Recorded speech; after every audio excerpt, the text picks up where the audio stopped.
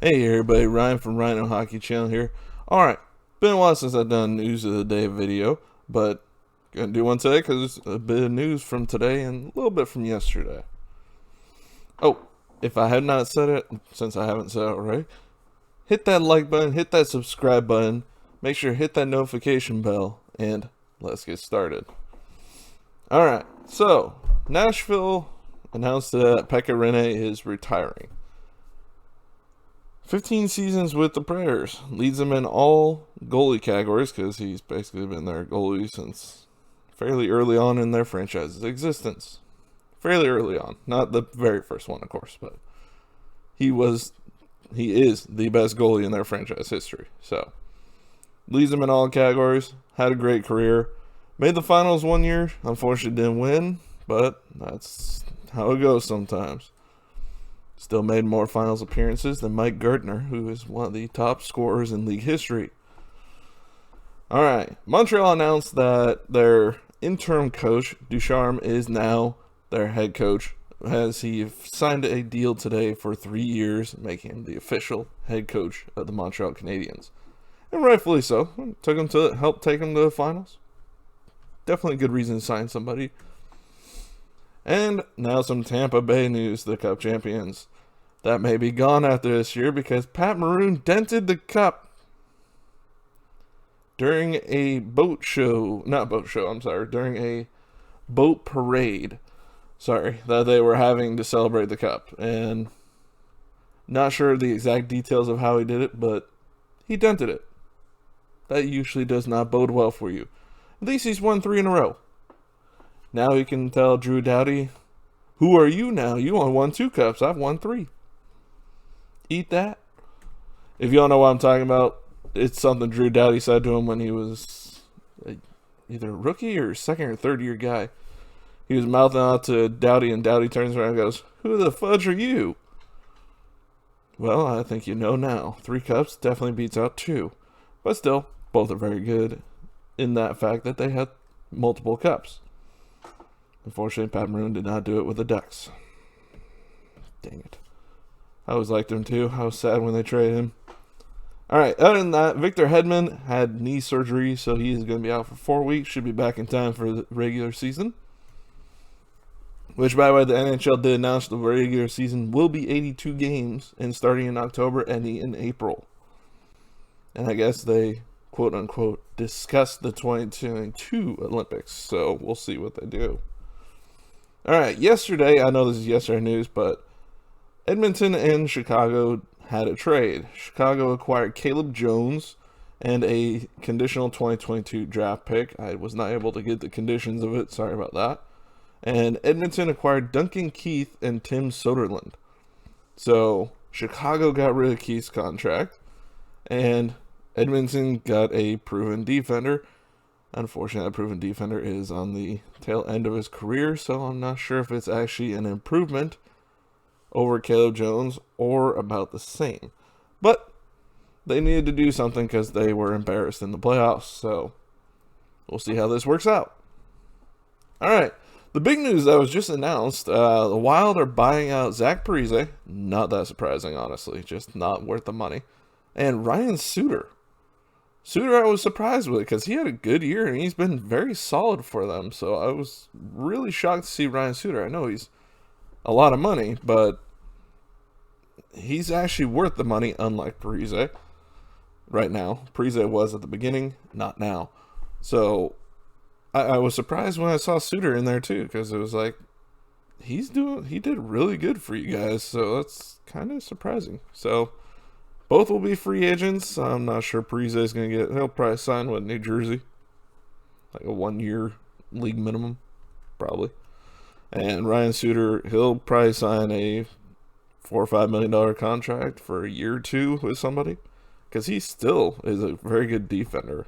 So, I can see him going somewhere. Alright. Now we got Colorado. Erik Johnson is now, according to the news, waiving his no-trade clause for the expansion draft. Now, I can see Colorado offering up a young player or a draft pick in order for the Kraken to take Johnson. because that's, if I remember, he has a $6 million contract. Colorado would love to get rid of that contract. He didn't play for him pretty much all season. I think he played the first few games and then was out the rest of the season. So it's not going to hurt them to lose him. Who they have to offer up or draft pick they have to offer up, that may be different. But they're a team that's in a win now mode. So getting rid of his $6 million opens up $6 million for someone else. So I can see why they did this, and I full on expect a trade to be involved with Seattle. So keep an eye out for that when the draft day comes. Or expansion draft day, sorry. Now for San Jose Sharks. According to Kevin Kurz, one of the local writers for San Jose, they are open for business.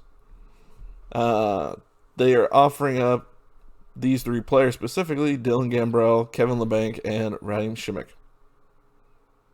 Now, if you're sitting there going, that sucks, I don't think you're alone. These are the only guys they can really move, and Labanc is the only one that might get you more than one piece, and I'm not saying great pieces either. I mean, Labanc,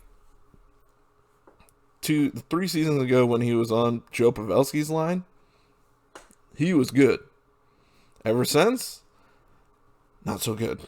So, he's got like 2 or 3 more years with like $4.25 million on his contract. It's going to be hard to move just because he's young, so there's a chance. So he's the most likely to be moved.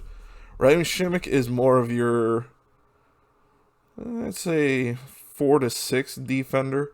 He's not going to be a top pairing for sure, but he could slot into that second pairing. He's a good defensive defender, but he does not provide much offensively. So he'd be better in a depth role, but he has, 3 or 4 more years, and I think it was 2.8 million or 3.2, something like that. So as another one that's hard to swallow and hard to move.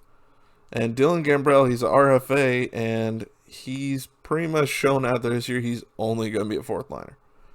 And even then, that probably may be a stretch. So that's not a lot you're going to get there. Labanc, with the length and the amount of money, you're going to get, you'd be lucky to get second. Honestly, I think you may get like a third and a fourth, or like a third and a B prospect, maybe. Simek, same type of thing. You're gonna get one thing for him, probably like a fourth, with the term and the amount of money left. Dylan Gambrell being, sorry for your squeaking in the background. My dog's downstairs squeaking her toy. Dylan Gambrell, he's not gonna be worth more than like a seventh. And even then, a conditional one. Because I'd make it a conditional, like, $10 if he doesn't play a game. Because he's probably not going to. So, I mean, the only other guys on that team that could even remotely trade, Brent Burns is a modified trade. But there's a lot of term and a lot of money on that. Tomas Hertl has a year left on his contract before, I believe it's RFA, that he is again, his last year of RFA eligibility. He would get you a solid return. Problem is, he has a modified no trade too. So, limited as to the options. You can try and trade Timo Meier, who has underperformed the last 2 years, has the talent, definitely does, just doesn't have the guys around him on this team anymore, it seems like. After they let a bunch of guys go over the last couple of years, he has not looked the same.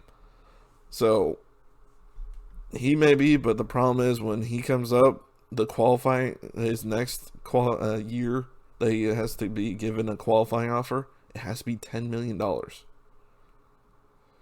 For a guy that's got about maybe 30 goals over the last 2 seasons,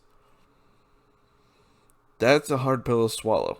I mean, if you can get him and he plays and gets that 30, 40 goals that it looked like he was going to 2-3 years ago, then that may be a little bit more worth it, but still $10 million is a lot for this guy. So I think he may end up being a free agent, or they sign him for less before. That's the other possibility. So, I mean, those are the only guys worth anything really on that team that you can move. So, the open for business is kind of irrelevant for this team, in my opinion. There's not much they're going to get for these guys. LeBanc, maybe 2 pieces, maybe. So, that's just my opinion. I mean, who knows? I mean, Doug Wilson's always pulled trades out of his butt that are just ridiculous robbery that it's like, what the heck is this other GM thinking? Why would you make that trade? I mean, look at the Joe Thornton trade. Joe Thornton for Wayne Primo, Marco Sturm, and Brad Stewart. Yeah, that was a great trade, Boston fans. I'm sure you loved that one, but hey, at least he didn't win a cup. And, oh god, there's so many. Alright, moving on. That's all I have for you. Alright, I hope you enjoyed this News of the Day video. There are going to be probably more of those here coming up because we're probably going to have a pretty active off season, so keep an eye out for more of these. Alright, if you haven't done so already, hit that like button, hit that subscribe button, hit that notification bell, and I will see you all next video. Bye, everybody.